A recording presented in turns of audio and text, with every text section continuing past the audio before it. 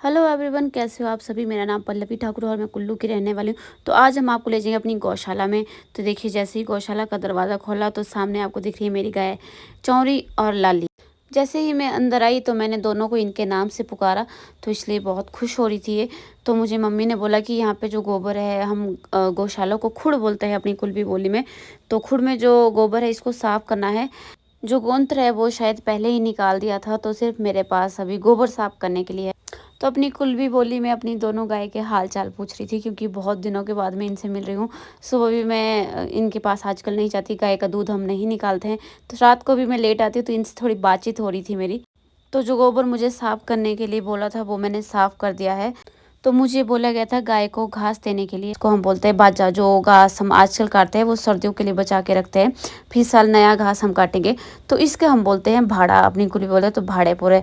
तो यहाँ से मुझे घास निकालना है। तो ये हमारा भाड़ा है जहाँ पे हम रखते हैं अपने घास, जो भी भूसा होता है। तो ये एक छोटी सी खिड़की यहाँ पे जहाँ से सारा व्यू दिखता है हमारे खेतों का। तो ये सामने जो आपको दिख रहा है घास इसमें लगी हुई, इसको हम बोलते हैं टूका अपनी कुल्वी बोली में। और ये मेरा घर है। तो बारिश लगी हुई थी इसलिए गाय को भी हमने अंदर ही रखा, बाहर नहीं छोड़ा। तो दोनों गाय को मैंने घास दिया। तो मैं बोल रही हूँ उनको बाय बाय कि मैं जा रही हूँ। तो ये तो दोनों बिजी है अपना घास खाने में। तो ये बड़ी वाली गाय है, ये भी दूध नहीं देती, छोटी वाली गाय भी दूध नहीं देती है आजकल। कुछ बीमार, जब लंपी आया था तब इनको भी बीमारी हो गई थी। तो अब मैं चलती हूँ बाहर। बाहर देखिए बारिश लगी है। तो आपसे लेते हैं अलविदा, मिलते हैं नेक्स्ट ब्लॉग में।